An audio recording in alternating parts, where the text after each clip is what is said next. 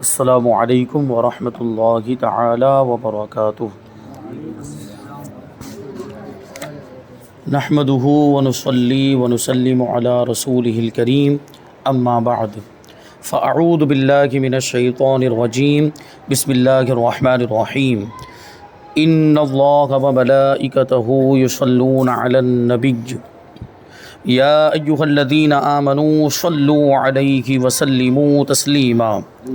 اللہم صلی علی سیدنا ومولانا محمد معدن الجود والکرم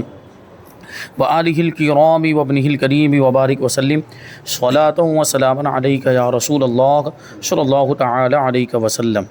اب یہاں سے چند کفریہ کلمات جو لوگوں کی زبان سے صادر ہو جاتے ہیں ان کو یہاں سے بیان کیا جا رہا ہے تاکہ ان کا بھی علم حاصل ہو جائے اور لوگ ایسی باتوں سے توبہ کریں جن کی زبان سے یہ کلمات نکل گئے ہوں، اور جن کی زبان سے یہ کلمات نکلے تو نہیں ہیں لیکن ان کو معلومات حاصل ہوگی تو وہ اس طرح کے کلمات بولنے سے بچیں گے۔ تو اس کا جاننا بھی اور اس کا علم حاصل کرنا بھی نہایت ضروری ہے۔ سوال یہ ہے کہ کسی شخص کو اپنے ایمان میں شک ہو تو ایسے کے بارے میں کیا حکم ہے؟ یعنی کوئی ایسا شخص ہے جس کو اپنے ایمان میں شک ہے، یعنی وہ یہ کہتا ہے کہ میں مسلمان ہوں کہ نہیں ہوں، مجھے اس میں شک ہے، تو ایسے کے بارے میں کیا حکم ہوگا؟ یعنی اس کو مسلمان مانیں گے یا اس کو کافر مانیں گے؟ جواب: جس شخص کو اپنے ایمان میں شک ہو، یعنی کہتا ہے کہ مجھے اپنے مومن ہونے کا یقین نہیں، یا کہتا ہے کہ معلوم نہیں کہ میں مومن ہوں یا کافر ہوں، وہ کافر ہے۔ کیونکہ ایمان میں تو یقین، ایمان کا مطلب ہی ہوتا ہے یقین، تو اس میں شک آ گیا، ایمان میں شک آ گیا، اس کا مطلب یہ ہے کہ اس کا ایمان ہے ہی نہیں، تو وہ ہو گیا کافر۔ تو ایمان میں شک نہیں ہونا چاہیے۔ میں مومن ہوں تو یقین کے ساتھ کہیں کہ میں مومن ہوں، میں مسلمان ہوں تو یقین کے ساتھ کہیں کہ میں مسلمان ہوں، کسی طرح کا کوئی بھی شک نہیں ہونا چاہیے۔ ہاں، اگر اس کا مطلب یہ ہو کہ معلوم نہیں کہ میرا خاتمہ ایمان پر ہوگا یا نہیں تو پھر کافر نہیں ہے۔ لیکن یہ کلمہ بھی نہیں بولنا چاہیے کہ میرا خاتمہ ایمان پر ہوگا بھی کہ نہیں ہوگا، بلکہ اللہ کی بارگاہ سے یہ امید رکھنی چاہیے، بلکہ دعا کرتے رہنا چاہیے کہ اللہ تعالیٰ میرا خاتمہ ایمان پر فرمائے۔ بہرحال اگر یہ مطلب نکلتا ہے، اگر اس نے یہ مراد لیا ہے کہ مجھے معلوم نہیں کہ میرا خاتمہ ایمان پر ہوگا کہ نہیں ہوگا، تو اس جملے کی وجہ سے اس کو کافر نہیں کہہ سکتے۔ لیکن اوپر جو جملہ کہا ہے کہ میں مومن ہوں کہ نہیں، اس کا مجھے یقین نہیں ہے، یا مجھے معلوم نہیں ہے کہ میں مومن ہوں یا کافر ہوں، تو پھر وہ کافر ہے۔ جو شخص ایمان و کفر کو ایک سمجھے، یعنی یہ کہتا ہے کہ سب ٹھیک ہے، سب ایک ہی ہے، سب برابر ہے اور خدا کو سب پسند ہے، وہ کافر ہے۔ کیونکہ ظاہر سی بات ہے، اسلام ہی یہ سچا دین اور سچا مذہب ہے، اور باقی جو کفری مذاہب ہیں ان میں کفری عقائد پائے جاتے ہیں، باطل عقائد پائے جاتے ہیں۔ تو سب کو ایک کہنے کا مطلب، اور یہ کہنے کا پھر کیا مطلب ہوا کہ خدا کو سب پسند ہے؟ کیا معاذ اللہ خدا کو کفر بھی پسند ہے؟ خدا کو تو گناہ نہیں پسند ہے، تو کفر تو سب سے بڑا گناہ ہے۔ اللہ تبارک و تعالیٰ کو یقیناً وہ پسند نہیں ہے، اور کافر بھی پسند نہیں، اسی لیے تو کافروں کے لیے اللہ تعالیٰ نے جہنم بنائی، وہ جہنم میں جائیں گے۔ تو یہ کہنا بھی کفر ہے کہ سب برابر ہیں اور سب ٹھیک ہے اور سب خدا کو پسند ہے، یہ ایسا کہنے والا کافر ہے۔ یوں ہی جو شخص ایمان پر راضی نہیں یا کفر پر راضی ہے وہ بھی کافر ہے۔ یہ بھی بات بہت پوائنٹ کی ہے اور اس کو سمجھنا چاہیے کہ بہت سے لوگ ایسے ہیں کہ کفری کلمہ بکتے نہیں ہیں بسا اوقات، لیکن کفر پر راضی ہوتے ہیں۔ جیسے آج کل گانے سننے کا مسئلہ ہے، وہ گانے کے اندر بہت سارے کفری کلمات ہوتے ہیں اور جان بوجھ کر ڈالے جاتے ہیں ہمارے ایمان کو خراب کرنے کے لیے، کیونکہ ان کے پاس تو ایمان ہے ہی نہیں، گانے بنانے والوں کے پاس تو وہ تو پہلے سے کافر ہیں، اور ایمان ہمارے پاس ہے، وہ ہمارے ایمان کو لوٹنا چاہتے ہیں۔ تو ایسے کفری گانے بناتے ہیں تاکہ مسلمان سنے، اس پر راضی ہو، اس کو خوش ہو کر سنے اور کافر ہو جائے۔ کیونکہ دیکھیے جتنی دیر تک آدمی گانا سن رہا ہے تو وہ سننے پر راضی ہے، بلکہ وہ خوش ہو کر انٹرٹینمنٹ کے لیے سن رہا ہوتا ہے، منورنجن کے لیے سن رہا ہوتا ہے، گویا کہ وہ اس پر خوش بھی ہو رہا ہے اور اس پر راضی بھی ہے۔ اور کفر پر راضی ہونا بھی کفر ہے، کفر پر راضی ہونا بھی کفر ہے۔ اس وجہ سے جو کفری گانے سنتے ہیں ان پر بھی کفر کا حکم لگتا ہے، اور توبہ، تجدید ایمان، تجدید نکاح، اگر نکاح والا ہے تو وہ سب ان کو کرنا پڑے گا جو کفری کلمات والے گانے سن لیتے ہیں۔ اور آج کل تو اکثر گانوں میں کفر بھرا ہوا ہے، اکثر گانوں کے اندر کفر آتا ہے، اس لیے مسلمانوں کو گانے سننے ہی نہیں چاہیے۔ گانے ویسے بھی حرام ہیں، گانے ویسے بھی نہیں سننے چاہیے، اگر کفری کلمہ نہیں بھی ہے پھر بھی گانا، کیونکہ اس کے اندر میوزک ہے اور اس کے اندر بہت ساری چیزیں وہ فحاشی والی، بے شرمی، بے حیائی والی ہوتی ہیں، اور بہت ساری ایسی چیزیں ہوتی ہیں جو شہوت کو ابھارنے والی ہوتی، گناہوں پر ابھارنے والی ہوتی ہے، بدکاریوں پر ابھارنے والی چیزیں ہوتی ہیں۔ تو بہرحال گانا سننا تو ویسے بھی جائز نہیں ہے، اور کفری کلمہ ہو تو اور زیادہ خطرناک ہے۔ گانے کے اندر اگر کفری کلمات ہیں تو وہ ہمارے ایمان کو بھی کھا سکتا ہے، ہمارے ایمان کو بھی برباد کر سکتا ہے۔ تو مسلمانوں کو گانوں سے پرہیز کرنا چاہیے اور گانے ہرگز نہیں سننے چاہیے۔ نعتیں سنیں، اچھے کلام سنیں اور منقبتیں سنیں، حمد باری تعالیٰ سنیں، جو اچھے نعت خوان پڑھنے والے، اچھی آواز والے اور اچھے کلام یعنی بزرگان دین کے لکھے ہوئے کلام جو وہ پڑھے جاتے ہیں، تو وہ کلام جو ہے کہ ان کو سنیں۔ تو اس سے کیا ہوگا؟ ایمان تازہ ہوگا اور ایمان مضبوط ہوگا۔ آگے سوال ہے کہ اسلام کو برا کہنے والے کے بارے میں کیا حکم ہے؟ یہ تو ہم کو سب کو سمجھ میں آتا ہے کہ اسلام کو برا کہنا بھی یہ بہت برا ہے۔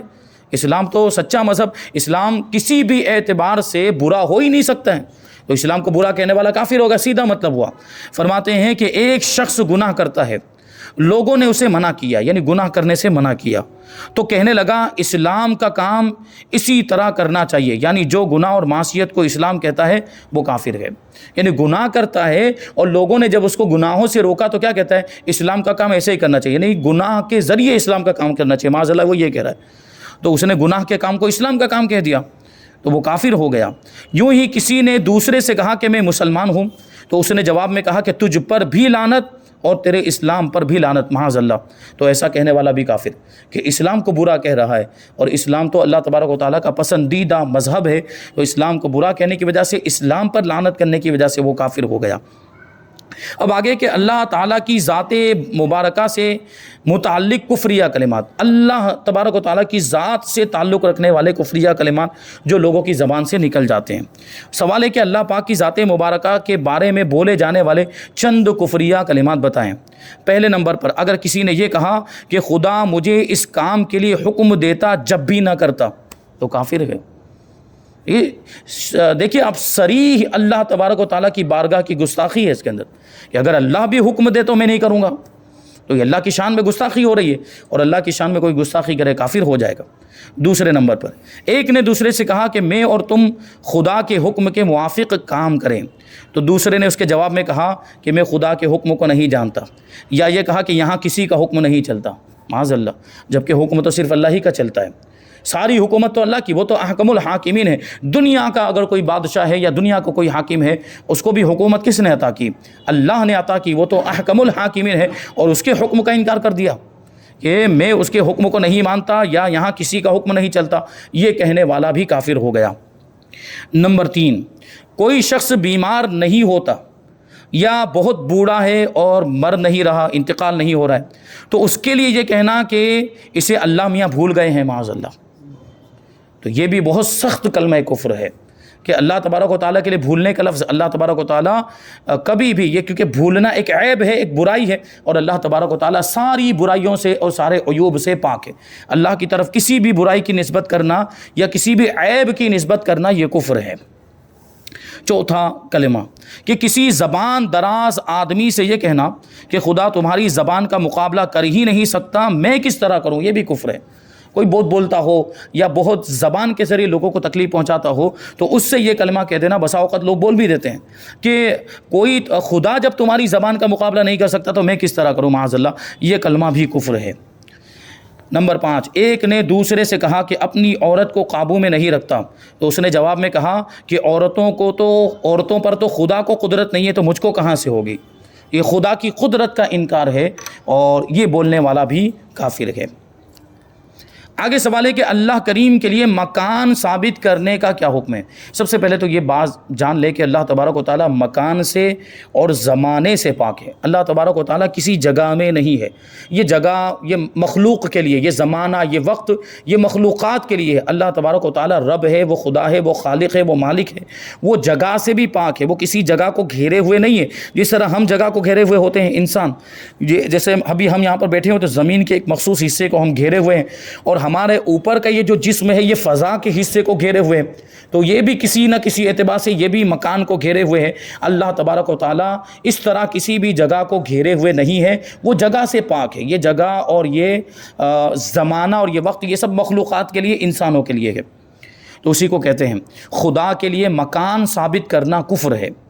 کہ وہ مکان سے پاک ہے، یہ کہنا کہ اوپر خدا ہے نیچے تم ہو، یہ بھی کلمہ کفر ہے۔ کیوں؟ کیونکہ اس کے لیے آپ نے ڈائریکشن، ایک جہت ثابت کر دی کہ اوپر خدا ہے نیچے تم ہو۔ اللہ تبارک و تعالیٰ جہت سے بھی پاک ہے، کسی بھی ایک ڈائریکشن میں ہونے سے پاک ہے، ہم اس کے لیے کوئی ڈائریکشن متعین نہیں کر سکتے۔ اسی وجہ سے اللہ تبارک و تعالیٰ کو اوپر والا کہنے سے بھی منع فرمایا۔ کیوں؟ کیونکہ اوپر والا کہنے میں ایک ڈائریکشن کی طرف اشارہ ہو رہا ہے کہ کیا اللہ تبارک و تعالیٰ اوپر ہے؟ نہیں، اللہ تبارک و تعالیٰ کسی بھی جہت میں نہیں، اوپر نیچے دائیں بائیں آگے پیچھے کسی بھی جہت میں نہیں، اس کے لیے کوئی جہت ہے ہی نہیں، اس کے لیے کوئی ڈائریکشن ہے ہی نہیں۔ یہ ڈائریکشن اور جہتیں ان چیزوں کے لیے ہوتی جن کا جسم ہو۔ ہمارا جسم ہے تو ہمارا دایاں ہوگا، ہمارا بایاں ہوگا، ہمارے لیے کوئی چیز آگے ہوگی، کوئی چیز پیچھے ہوگی، کوئی چیز اوپر ہوگی، کوئی چیز نیچے۔ تو یہ مخلوق کی ضروریات یا اس کے لوازم میں سے ہے، مخلوق کے لوازم میں سے یہ چیزیں ہیں۔ اللہ تبارک و تعالیٰ ان ساری چیزوں سے پاک ہے، اس لیے اللہ تعالیٰ کو اوپر والا بھی نہیں کہنا چاہیے۔ بہرحال کوئی مسلمان اگر کہہ رہا ہو تو اس کی تعویل کریں گے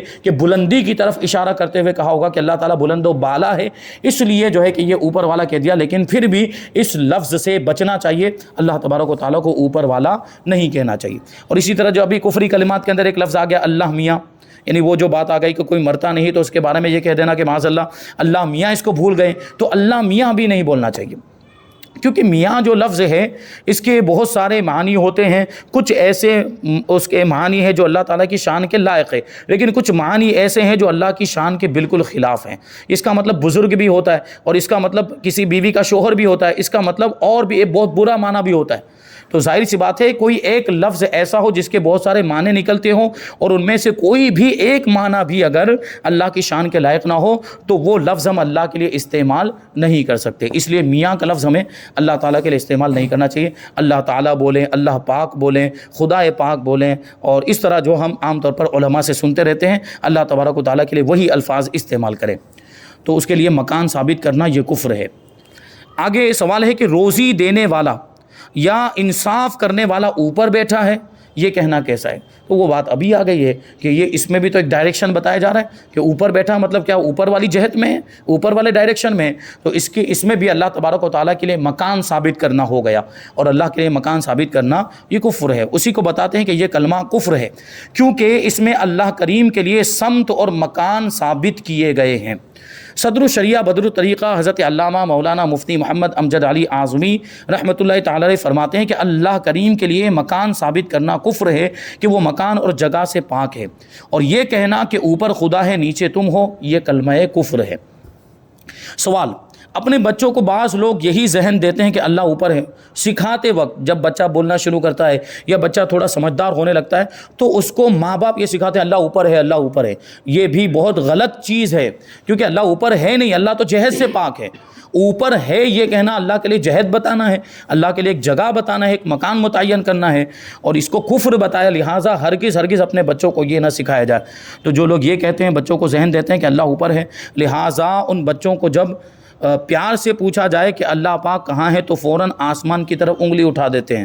اور ایسا سکھانا کیسا ہے؟ کیونکہ بچوں کو وہی سکھایا گیا ہوتا ہے۔ اگر بچوں سے پوچھا جائے کہ اللہ کدھر ہے تو کہیں گے اوپر ہے، کیونکہ ان کو ماں باپ نے وہی سکھایا ہے۔ اس کا جواب: اس طرح وہی سکھاتا ہوگا جس کا اپنا ذہن بھی یہی ہوتا ہوگا کہ معاذ اللہ پاک اوپر ہے، یا اوپر اس کا مکان ہے، اوپر یعنی اوپر کے ڈائریکشن میں اللہ تبارک و تعالیٰ ہے جس میں وہ رہتا ہے۔ یہ دونوں باتیں کفر ہیں، کیونکہ اس میں یا تو جگہ ثابت کرنا پایا جا رہا ہے یا جہت ثابت کرنا پایا جا رہا ہے۔ اللہ تبارک و تعالیٰ جگہ سے بھی پاک ہے، اور جہت اور سمت اور ڈائریکشن سے بھی پاک ہے۔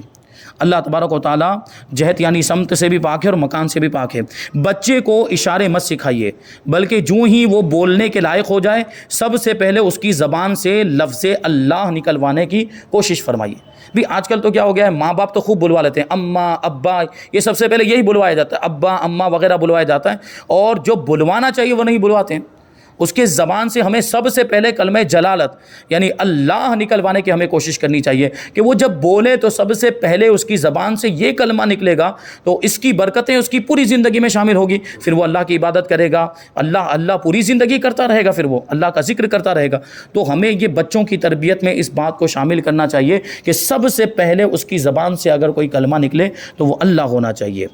یا پورا کلمہ اگر پڑھوائیں تو اور اچھی بات، لا الہ الا اللہ محمد الرسول اللہ صلی اللہ علیہ وسلم، یہ پورا کلمہ اگر اس کو سکھا دیں، یہ تھوڑا مشکل ہو جائے گا، لیکن جب بچہ شروع میں جب بولنے لگتا ہے، جب اس کی بولنے کی شروعات ہوتی ہے تو ایک ایک لفظ بولنا شروع کرتا ہے وہ، لیکن ظاہر سی بات ہے یہ کلمہ تو بہت لمبا ہے، اس لیے وہ ایک ساتھ میں نہیں بول پائے گا، تو ایک کلمہ اگر ہم کو سکھانا ہے تو سب سے بہتر ہے اللہ،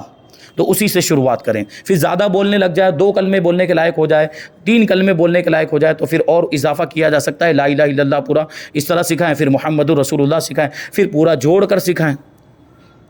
تو یہ ماں باپ کی ذمہ داری ہوتی ہے کہ بچوں کی ایسی تربیت کرے، شروعات ہی سے بچے کے دل میں یہ ان ساری چیزوں کی، دینی چیزوں کی، اسلام کی چیزوں کی، حضور پاک صلی اللہ علیہ وسلم کی محبت اور صحابہ کی محبت، اللہ تبارک و تعالیٰ کے تعلق سے بنیادی چیزیں جو ضروری ہے کہ اللہ ایک ہے، ہمارا خدا ہے، اس کی عبادت کرنی چاہیے، یہ بنیادی معلومات بچے کو شروعات ہی سے اس کے ذہن میں ڈالنی چاہیے، کیونکہ دیکھیں بچوں کے بارے میں یہ حکماء فرماتے ہیں کہ بچے کا جو دل ہوتا ہے وہ کوری سلیٹ کی طرح ہوتا ہے، وہ کوری سلیٹ وہ بچے جس میں اسکول میں لکھتے ہیں، تو اس پر آپ جو بھی لکھیں گے وہ اس کے دل میں نقش ہو جائے گا، یعنی بچپن میں جو بھی آپ اس کو سکھائیں گے پھر وہ پوری زندگی باقی رہتا ہے، بچپن میں جو کچھ اس نے سیکھا ہوتا ہے، جو کچھ اس نے دیکھا ہوتا ہے، اور وہ بچپن میں جو بچہ جو ہوتا ہے وہ اپنے ماں باپ کو دیکھ کر یا جو اس کے قریب میں جو زیادہ رہتے ہیں ان کو دیکھ کر سیکھتا ہے، وہ جو کام کر رہے ہوتے ہیں تو بچہ بھی ویسا ہی کرنے لگ جاتا ہے، وہ جو بولتے ہیں تو وہ بول کے ان کو سن کے وہ بولنا شروع کر دیتا ہے، اور پھر دیکھیں کہ بچے کے پاس پہلے معلومات بھی کم ہوتی ہے اور الفاظ کا ذخیرہ بھی کم ہوتا ہے، ابھی اگر اس نے صرف لفظ اللہ سیکھا ہے تو ابھی اس کی الفاظ کے ذخیرے میں صرف لفظ اللہ ہے، پھر دھیرے دھیرے الفاظ کا اضافہ ہوتا ہے، تو کوشش یہ ہونی چاہیے کہ الفاظ کا اضافہ بھی ایسا ہو جو اچھے الفاظ ہوں، اسلام کے مطابق ہوں، خبردار ہرگز کوئی برا لفظ، بے حیائی والا لفظ یا گالی تو ہرگز نہیں ہونی چاہیے۔ ہم دیکھتے ہیں کچھ گھرانوں میں ایسے معاملات کہ چھوٹا بچہ ابھی بولنا شروع کیا، ابھی تھوڑا بولنے کے قابل ہوا کہ گالیاں بولنا شروع کر دیتا ہے، تو یہ ان کی تربیت اس میں شامل ہوتی ہے، ماں باپ گھر میں ایک دوسرے کو گالیاں دیتے ہیں یا رشتہ دار آپس میں ایک دوسرے کو، بھائی بہن ایک دوسرے کو گالیاں دے رہے ہوتے ہیں، تو یہ چھوٹا بچہ بھی ان کو سن کے گالیاں سیکھتا ہے، یہ بری تربیت کا نتیجہ ہے، اور ایسے گھر والے ان کا ماحول بھی برباد، ان کی دنیا بھی برباد ہو جاتی ہے، اور پھر آخرت میں ان بچوں کے تعلق سے جب ان کے سوال کیا جائے گا کہ تم نے اس کی تربیت کیا کی تھی، تو جواب کیا دیں گے وہ لوگ؟ سخت آزمائش میں مبتلا ہوں گے وہ لوگ۔ تو بہرحال بچوں کی ایسی تربیت ہونی چاہیے، تو یہ پہلے کلمہ جلالت اس کی زبان سے نکلوانے کی کوشش فرمائیے، اور اس کے بعد لا الہ الا اللہ محمد الرسول اللہ کہنا سکھائیے، نیز اس کو یہ بھی کہنا سکھائیے کہ اللہ ہماری جان سے بھی زیادہ قریب ہے، اللہ ہمارا خدا ہے، اللہ ہمارا رب ہے، یہ تو سکھانا ہے، ہمیں اس کی عبادت کرنی چاہیے، ہم اس کو پوجتے ہیں، ہم اس کی عبادت کرتے ہیں، یہ سب اس کو سکھائیے۔ پارہ نمبر 26 سورہ قاف آیت نمبر 16 میں اللہ پاک ارشاد فرماتا ہے وَنَحْنُ أَقْرَبُ إِلَيْهِ مِنْ حَبْلِ الْوَرِيدِ، اور ہم دل کی رگ سے بھی اس سے زیادہ نزدیک ہیں، یعنی انسان سے جو دل کی رگ ہوتی ہے، یعنی جس کو ہم رگ جاں کہتے ہیں، جان کی رگ جو یہاں گردن کے اندر ہوتی ہے، اور اس رگ کو اگر کاٹ دیا جائے تو پورے جسم کا خون نکل جائے گا، کیونکہ اس رگ کا تعلق پورے جسم سے ہوتا ہے، تو اس کو جان کی رگ اس لیے کہا جاتا ہے کہ اس کو کاٹ دیا جائے تو جان چلی جائے، آدمی مر جائے، تو اس کا تعلق پورے جسم سے ہے گویا کہ، اور انسان کی جان سے ہے، لیکن اللہ فرماتا ہے کہ میں رگ جان سے بھی اپنے بندے سے قریب ہوں۔ تو اللہ تبارک و تعالیٰ ہمارا اتنا، یعنی کیا مطلب ہوا کہ بسا اوقات ایسا ہوتا ہے کہ ہمیں اپنے بارے میں کچھ چیزیں معلوم نہیں ہوتی، لیکن پروردگار تو سب جانتا ہے، وہ ہم سے زیادہ جانتا ہے، وہ ہمارا رب ہے، تو ہمارے لیے کیا مفید ہے، ہمارے لیے کیا چیز نقصان دہ ہے، وہ ہم سے زیادہ جانتا ہے۔ تو اللہ ہمیں جس حالت میں رکھتا ہے اس حالت میں ہمیں راضی رہنا چاہیے، یعنی اگر ہمیں مصیبت بھی آ جائے تو ہمیں یہ سوچنا چاہیے کہ اللہ مجھ سے زیادہ جانتا ہے، اس نے مصیبت میں مجھے رکھا ہے تو اس میں ضرور اس کی کوئی حکمت ہوگی، اور وہ آگے ظاہر ہوگی۔ اور پھر یہ تو آپ سنتے ہی رہتے ہیں ان مع العسر یسرا، کہ تکلیف ہے تو اس کے ساتھ آسانی بھی ہے، مصیبت آئی ہے تو پھر نعمت بھی ملے گی، تو صبر کرنا چاہیے۔ صدر الافاضل حضرت علامہ مولانا سید محمد نعیم الدین مراد آبادی رحمۃ اللہ تعالی علیہ فرماتے ہیں کہ یہ کمال علم کا بیان ہے، یعنی اللہ تبارک و تعالیٰ کے کامل مکمل علم کا بیان ہے۔ وہی بات میں نے جو ابھی آپ کو آسان الفاظ میں سمجھائی کہ اللہ تبارک و تعالیٰ رگے جہاں سے قریب ہے کا کیا مطلب ہوا؟ یعنی اللہ تبارک و تعالیٰ ہمیں خوب جانتا ہے، کامل طریقے سے جانتا ہے۔ یہ کمال علم کا بیان ہے کہ ہم بندے کے حال کو خود اس سے زیادہ جاننے والا ہے، یعنی بندے کے حال کو بندے سے زیادہ جاننے والا ہے۔ ورید وہ رگ ہوتی ہے جس میں خون جاری ہو کر بدن کے ہر جز یعنی ہر حصے میں پہنچتا ہے، یہ رگ یہاں گردن میں ہوتی ہے۔ معنی یہ ہے کہ انسان کے اجزاء ایک دوسرے سے پردے میں ہیں، مگر اللہ پاک سے کوئی چیز پردے میں نہیں، اللہ تعالیٰ سب جانتا ہے۔ ایک سوال یہ ہے بہت ہی اہم، آج کل گونگے بہروں کو تربیت دینے والے اللہ کا اشارہ آسمان کی طرف انگلی اٹھوا کر سکھاتے ہیں، یہ کہاں تک درست؟ کیونکہ ان کی باتیں جو ہوتی ہیں وہ اشاروں سے ہوتی ہے، تو جب اللہ تبارک و تعالیٰ کے تعلق سے بولنا ہوتا ہے تو وہ ایسے اشارہ کرتے ہیں، اوپر ایسے انگلی، ایک تو ایک کا اشارہ ہوتا ہے کہ اللہ ایک ہے، اور اوپر جو ہے کہ آسمان کی طرف وہ لوگ اشارہ کرتے ہیں۔ تو دیکھیے اگرچہ وہ بول نہیں پا رہے لیکن ان کا اشارہ جہت کو بتا رہا ہے، یہ بھی مناسب نہیں ہے، کیونکہ اس سے پہلے بتا چکے ہیں کہ اوپر والا نہیں کہہ سکتے، اللہ کے لیے جگہ ثابت نہیں کر سکتے، اور اللہ کے لیے جہت ثابت کرنا یہ کفر ہے، تو اشارہ بھی نہیں ہونا چاہیے پھر جہت کی طرف اور اوپر کی ڈائریکشن کی طرف۔ تو جو گونگے بہروں کے جو اشارے ہوتے ہیں وہ بھی اس انداز کے ہونے چاہیے، اور ان کے جو ہے کہ خاص طور پر کچھ تحریکیں ایسی ہیں جو ان کے تعلق سے بہت کام کر رہی ہیں، اور ان کو بھی تربیت اور بہت اچھے کچھ اشارے بھی ہیں، جیسے کہ مدینہ منورہ کے لیے اشارہ کرنا ہوتا ہے تو ایسے گنبد بناتے ہیں وہ لوگ، ایک ایسے انگلی سے مینار بنائیں گے اور ایک ایسے یہ 5 انگلیوں سے ایسے گنبد بناتے ہیں، اس کا مطلب ہوتا ہے مدینہ۔ اور پھر سبحان اللہ بولنا ہوتا ہے تو وہ اس طرح کرتے ہیں، یہ گویا کہ ایک پھول تھا وہ کھل گیا تو اس کا مطلب ہی نکالتے ہیں سبحان اللہ، یعنی بہت اچھی بات۔ تو یہ ان کے ایک اچھے طریقے بھی ہیں۔ اب ان کے ظاہر سی بات ہے یہ بہرے گونگے ہیں، تو کچھ ایسے لوگوں سے ہمارا سابقہ بھی پڑا، تو ان کے غلط اشارے بھی ہوتے ہیں۔ یہ تو اچھے لوگوں کی تربیت میں آ جاتے ہیں تو اچھے اشارے ان کو سیکھنے کو مل جاتے ہیں، اور برے لوگوں کی تربیت میں آ جاتے ہیں تو برے اشارے، جیسے اگر خواتین کو دیکھتے ہیں تو ایسا اشارہ کرتے ہیں، خواتین کو دیکھ کر کوئی عورت وہاں سے گزر رہی ہے تو ایسے اشارہ کریں گے دیکھو گزر رہی ہے، یعنی وہاں شیطان تو ان کو بھی بہکاتا ہے، گناہوں کے معاملات ان کے ساتھ بھی ہوتے ہیں۔ تو بہرحال اگر ان کو بھی اچھا ماحول مل جائے تو یہ بھی سدھر جائیں اور یہ بھی نیک نمازی بن جاتے ہیں بسا اوقات، تو یہ اچھی بات ہے۔ تو بہرحال یہ جو طریقہ ہے کہ بہرے گونگے جو اوپر کی طرف اشارہ کرتے ہیں، یہ طریقہ قطعاً غلط ہے۔ ان بیچاروں کے ذہن میں یہی نظریات بیٹھ جاتے ہیں کہ اللہ پاک اوپر ہے یا اوپر اس کا مکان ہے جس میں وہ رہتا ہے، یہ دونوں باتیں کفر ہے۔ اللہ پاک جہت یعنی سمت سے بھی پاک ہے اور مکان سے بھی پاک ہے۔ آسمان کی طرف اشارہ کرنے کے بجائے ان کو ہاتھ کے ذریعے لفظ اللہ بنانا سکھائیے۔ ہاتھ کے ذریعے لفظ اللہ کیسے بنائیں گے؟ عربی کے اعتبار سے آپ دیکھیں تو اس میں ایک الف ہوتا ہے اور ایک لام ہوتا ہے، دو لام ہوتے ہیں اور ایک ہا ہوتا ہے۔ تو ہم یہ چھوٹی انگلی کو مثال کے طور پر آپ کے سامنے رکھوں تو یہ چھوٹی انگلی کو ہم الف مان لیں، اور بیچ یہ چھوٹی انگلی کے بعد والی انگلی یہ لام ہو گئی، یہ بیچ والا لام ہو گیا۔ اب یہ آخری انگلی بچی ہے تو انگوٹھے کو ہم اس کے ساتھ ملا دیں گے تو یہ آخر میں جو گول ہا ہوتا ہے یہ ہا بن جائے گا، اس طرح انگوٹھے کو تھوڑا ایسا جوائنٹ کر دیں۔ تو اس طرح ان کو اشارہ کرنا سکھائیں کہ لفظ اللہ ایسے ہاتھ کے اشارے سے بنا کر، وہ لفظ بنا کر ان کو بتائیں کہ یہ اللہ۔ تو جب بھی اللہ کا ذکر آئے یا اللہ کے تعلق سے کوئی بات بتانی مقصود ہو تو یہ اس طرح اشارہ کریں، تو یہ وہ سمجھ جائیں کہ بس یہ اللہ کی بات چل رہی ہے، اللہ کا ذکر ہو رہا ہے۔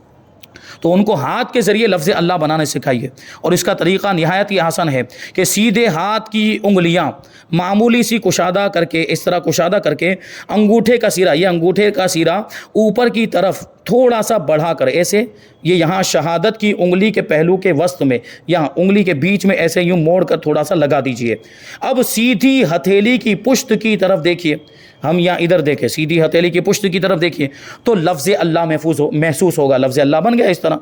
یہ الف، یہ دو بیچ کے دو لام بن گئے اور یہ ہا بن گیا۔ اسی طرح کر کے الٹے ہاتھ کی ہتھیلی کی اگلی طرف دیکھیں گے تو وہاں بھی اللہ لکھا ہوا نظر آئے گا۔ تو اس طرح دونوں ہاتھ سے یہ لفظ اللہ بنایا جا سکتا ہے، یوں آپ کی طرف دیکھتے ہوئے یا آپ یہ میری طرف دیکھتے ہوئے، میرے لیے یہ سیدھا اللہ ہے، اور یہ اس ہاتھ سے اگر میں بناؤں تو آپ کے لیے ہو جائے گا، سامنے والوں کے لیے یہ یوں سیدھا بنے گا اور میرے لیے یوں سیدھا بنے گا میں جب بناؤں گا تو اس طرح جو ہے کہ ان کو یہ اشارہ سکھانا چاہیے۔ ابھی اور بہت ساری باتیں اس میں باقی ہے، جیسے ایک سوال ہے کہ کسی کو یوں کہنا کیسا ہے کہ اوپر اللہ کا سہارا، زمین پر آپ کا سہارا، اور پھر ایک سوال کہ کسی نے کہا کہ اللہ ہر جگہ ہے، کعبے میں بھی ہے، مسجد میں بھی ہے، مندر میں بھی ہے معاذ اللہ، اور گرجے میں بھی ہے، یہ کہنے والے کے لیے کیا حکم ہے؟ اور اللہ پاک کو حاضر و ناظر کہنا کیسا ہے؟ کہ ہم نے اس سے پہلے حضور پاک صلی اللہ علیہ وسلم کے تعلق سے بہت تفصیلی معلومات سماعت کی کہ حضور پاک صلی اللہ علیہ وسلم حاضر و ناظر ہیں، تو کیا اللہ تعالیٰ کو بھی حاضر و ناظر کہہ سکتے ہیں؟ یہ بہت اہم اور بہت ضروری معلومات ہے۔ انشاءاللہ یہ ساری باتیں ہم آئندہ درس میں شامل کریں گے۔ اللہ تبارک و تعالیٰ کی بارگاہ میں دعا ہے کہ جو کچھ بھی بیان ہوا اس پر ہم سب کو عمل کرنے کی توفیق عطا فرمائے۔ وما علینا الا البلاغ۔ السلام علیکم۔